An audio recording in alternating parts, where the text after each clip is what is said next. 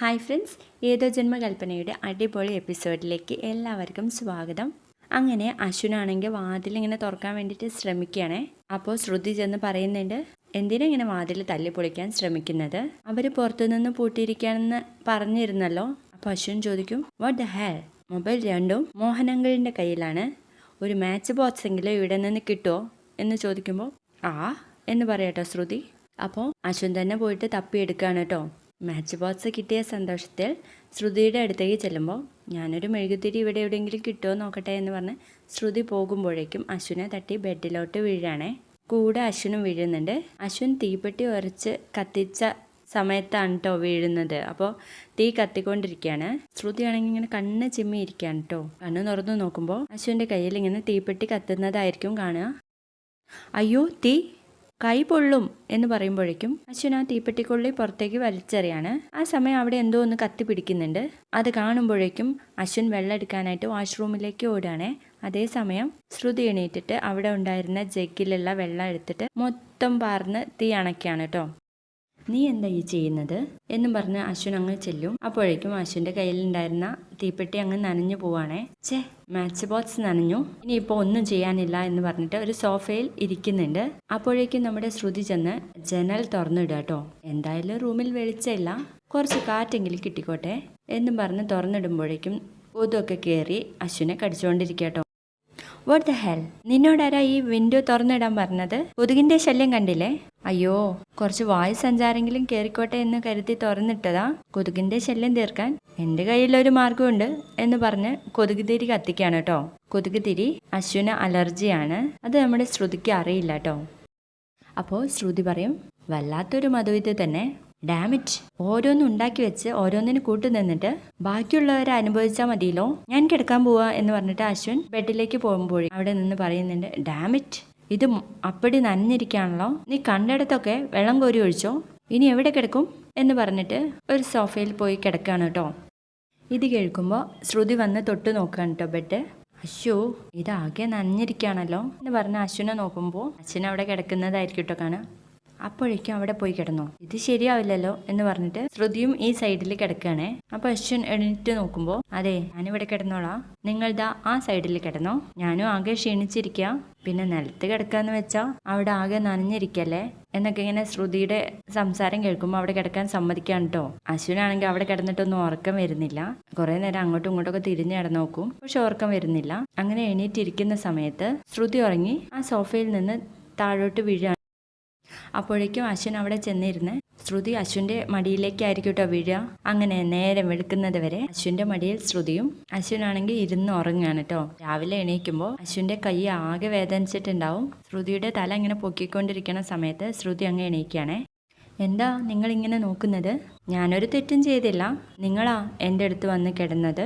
ഞാൻ എൻ്റെ പോർഷനിൽ തന്നെ ഉറങ്ങിക്കിടക്കായിരുന്നു എന്ന് പറഞ്ഞ് എണീക്കുന്ന നേരത്ത് അശ്വിൻ്റെ ഷർട്ടിൻ്റെ ബട്ടണിൽ ശ്രുതിയുടെ താലി ചെയിന് കുടുങ്ങുന്നുണ്ട്. അത് പെട്ടെന്ന് വലിക്കുമ്പോഴൊന്നും പോരുന്നില്ലേ. പിന്നെ കുറച്ചു നേരം അങ്ങനെ തന്നെ നിന്ന് നോക്കുന്നുണ്ട്. പിന്നെ അത് എടുത്ത് മാറ്റുകയാണ് കേട്ടോ ശ്രുതി. അത് പിന്നെ ഞാൻ, നീ എന്നൊക്കെ അശ്വിൻ പറയുമ്പോഴേക്കും സൗണ്ട് പുറത്തേക്ക് വരുന്നില്ല കേട്ടോ. നിങ്ങൾ എന്താ പറഞ്ഞത്? എനിക്കൊന്നും മനസ്സിലായില്ലല്ലോ എന്ന് ശ്രുതി ചോദിക്കാട്ടോ. ആ സമയത്ത് തന്നെ ഡോറ് മുട്ടിക്കൊണ്ടിരിക്കുകയാണ് അഞ്ജലി.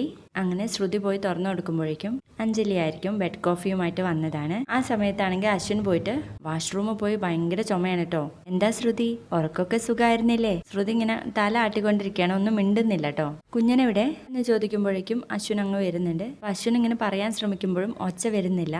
അയ്യോ കുഞ്ഞ, നിനക്കെന്ത് പറ്റി? അപ്പൊ അശ്വിൻ ആ കൊതുകുതിരി ഇങ്ങനെ കാണിച്ചു കൊടുക്കുകയാണേ. ഇതാരാ ഇവിടെ കൊതുകുതിരി കത്തിച്ച് വെച്ചത്?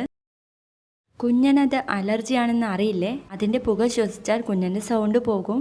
അയ്യോ ചേച്ചി, ഞാനാ അത് കത്തിച്ചു വെച്ചത്, എനിക്കറിയില്ലായിരുന്നു എന്ന് പറയാൻ കേട്ടോ ശ്രുതി. കുഞ്ഞ, നിനക്കെങ്കിലും ഒന്ന് പറഞ്ഞുവിടായിരുന്നില്ലേ ശ്രുതിയോട്? ശരി ശരി, ഞാൻ കുറച്ച് ചൂട് ചുക്കുവെള്ളം എടുത്തിട്ട് വരാമെന്ന് പറഞ്ഞ അഞ്ജലി അങ്ങ് പോകുമ്പോൾ ശ്രുതി പൊട്ടിത്തെറിക്കുകയാണ് കേട്ടോ. നിങ്ങൾ എന്തുകൊണ്ട് എന്നോട് ഇത് പറഞ്ഞില്ല? ഇനി നിങ്ങൾക്ക് എന്തെങ്കിലും കാര്യത്തിലൊക്കെ അലർജി ഉണ്ടോ? അല്ല, അറിഞ്ഞിരിക്കുന്നത് നല്ലതാ എന്ന് പറയുമ്പോഴേക്കും അശ്വിൻ എന്തോ പറയാൻ ശ്രമിക്കുന്നുണ്ട്, സൗണ്ട് വരുന്നില്ല. അത് കാണുമ്പോൾ നമ്മുടെ ശ്രുതി അങ്ങ് പൊട്ടിച്ചിരിക്കുകയാണേ. സോറി, എന്തായാലും എൻ്റെ ഭാഗത്തുനിന്ന് വന്ന തെറ്റാണല്ലോ. ഇന്ന് നിങ്ങൾ പോയി ആദ്യം കുളിക്ക്, ഞാൻ വെയിറ്റ് ചെയ്തോളാം. എന്തെങ്കിലും ഒരു പ്രായശ്ചിത്തം ചെയ്യണല്ലോ എന്ന് പറയുമ്പോഴേക്കും അശ്വിൻ അങ്ങ് വാഷ്റൂമിൽ കയറുകയാണേ. ശ്രുതി അവിടെ നിന്ന് ചിരിച്ചുകൊണ്ടിരിക്കുകയാണ് കേട്ടോ. അപ്പോൾ അശ്വിൻ വന്നിട്ട് പിന്നെ എന്നിട്ട് ചുമച്ച് കാണിക്കുന്നുണ്ട്. അപ്പൊ ശ്രുതി അവിടെ തന്നെ നിൽക്കൂട്ടോ. വീണ്ടും വീണ്ടും ചെയ്യുന്നത് കണ്ടിട്ട് എന്താ വേണ്ടത്, ചൂടുവെള്ളം വേണോ? അപ്പൊ വേണ്ടാന്ന് പറയും. പിന്നെ കൈകൊണ്ട് ഇങ്ങനെ വീത് കാണിച്ചു കൊടുക്കൂട്ടോ. എന്താ മനസ്സിലാവുന്നില്ല, ഒന്നുകൂടെ പറയോ? വീണ്ടും അങ്ങനെ തന്നെ ആവർത്തിക്കുകയാണേ. ഒന്നും മനസ്സിലായില്ല എന്ന് പറയട്ടോ ശ്രുതി. അപ്പൊ അശ്വിൻ പോയി ടവലെടുത്ത് വരികയാണ്. ഇതാണ് എന്നുള്ള ഭാവത്തിൽ കാണിച്ചു കൊടുക്കുക കേട്ടോ. ഇതായിരുന്നോ, ഒന്ന് പറഞ്ഞാൽ പോരായിരുന്നോ, ഞാൻ എടുത്തിട്ട് വരില്ലേ എന്ന് ചോദിക്കാട്ടോ ശ്രുതി. അശ്വിനാണെങ്കിൽ ദേഷ്യം പിടിച്ച് വാഷ്റൂമിന്റെ വാതിലങ്ങ് കൊട്ടിയടയ്ക്കുകയാണേ. എന്നിട്ട് ശ്രുതി അവിടെ നിന്ന് ചിരിക്കുകയാണേ. കൊള്ളാലോ, ഇങ്ങനെ തന്നെ ശബ്ദമില്ലാതിരിക്കുന്നത് തന്നെയാണ് നല്ലത്. അപ്പൊ ഇങ്ങോട്ടൊന്നും പറയില്ലല്ലോ, എനിക്ക് എന്തെങ്കിലും അങ്ങോട്ട് പറഞ്ഞാൽ മതിയല്ലോ എന്ന് പറഞ്ഞ് വീണ്ടും ചിരിക്കട്ടോ. അതിനുശേഷം നമ്മുടെ അഞ്ജലി ആണെങ്കിൽ എല്ലാവർക്കും ബ്രേക്ക്ഫാസ്റ്റ് വിളമ്പിക്കൊണ്ടിരിക്കുകയാണ്. അപ്പൊ ശ്രുതി പറയും, ഞാൻ വിളമ്പാ ചേച്ചി ഇരുന്നോ എന്ന് പറയുമ്പോൾ അത് സമ്മതിച്ചു കൊടുക്കുന്നില്ല അഞ്ജലി. അവര് വിളമ്പിക്കോട്ടെ, ഹണിമൂണൊക്കെ ഇന്നലെ തന്നെ കഴിഞ്ഞല്ലോ, ബേബി ഇങ്ങോട്ടേക്ക് ഇരിക്കെ, മരുമക്കള് ഇനി ജോലി ചെയ്യട്ടെ എന്ന് പറയാട്ടോ. അപ്പോൾ മോഹനം പറയുന്നുണ്ട്, ഹണിമൂണൊക്കെ കഴിഞ്ഞെങ്കിലും നിന്റെ വേഷത്തിന് ഇതുവരെ ഒരു മാറ്റവും വന്നില്ലല്ലോ, നീ എന്താ വീടിനുള്ളിൽ സൺഗ്ലാസ് ഒക്കെ വെച്ച് നടക്കുന്നത്?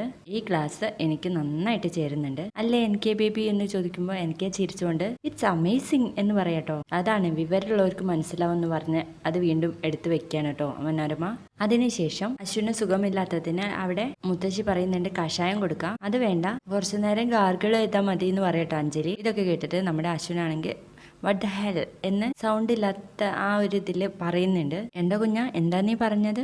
ഇത് കേൾക്കുന്ന ശ്രുതി പറഞ്ഞു കൊടുക്കുക, വാട്ട് ദ ഹെൽ എന്നാ പറഞ്ഞത്? അസുഖം പിടിപെട്ടാലും ഉദ്ദേശത്തിന് ഒരു കുറവും ഇല്ല എന്ന് പറയാട്ടോ അഞ്ജലി. കുഞ്ഞാ, നിനക്ക് സംസാരിക്കാൻ വരെ കഴിയുന്നില്ലല്ലോ, അതുകൊണ്ട് നീ ഇന്ന് ഓഫീസിലേക്ക് പോകണ്ട എന്ന് പറയുമ്പോൾ അത് പറ്റില്ല, ഇന്ന് ഇമ്പോർട്ടന്റ് മീറ്റിംഗ് ഉണ്ട്, അത് അറ്റൻഡ് ചെയ്തില്ലെങ്കിൽ ആ ഡീൽ ക്യാൻസൽ ആവുന്ന അശ്വിൻ പറയുന്നുണ്ട്. അപ്പൊ മനസ്സിലാവാഞ്ഞിട്ട് നമ്മുടെ ശ്രുതി തർജ്ജമ ചെയ്ത് കൊടുക്കുന്നുണ്ട് കേട്ടോ. ഇത് കേൾക്കുന്ന മുത്തശ്ശി, ശ്രുതിക്ക് എത്ര പെട്ടെന്ന് കുഞ്ഞൻ പറയുന്നത് മനസ്സിലാവുന്നത് എന്ന് ചോദിക്കാട്ടോ. അതേസമയം നമ്മുടെ മനോരമയാണെങ്കിൽ പറയുന്നുണ്ട്, അത് പണ്ട് മുതൽക്കേ വായി നോക്കി ഇരുന്നതിന്റെ ഗുണ എന്ന് പറയാണ്. അപ്പോൾ എങ്ങനെ ഡീല് സംസാരിക്കുന്നത്?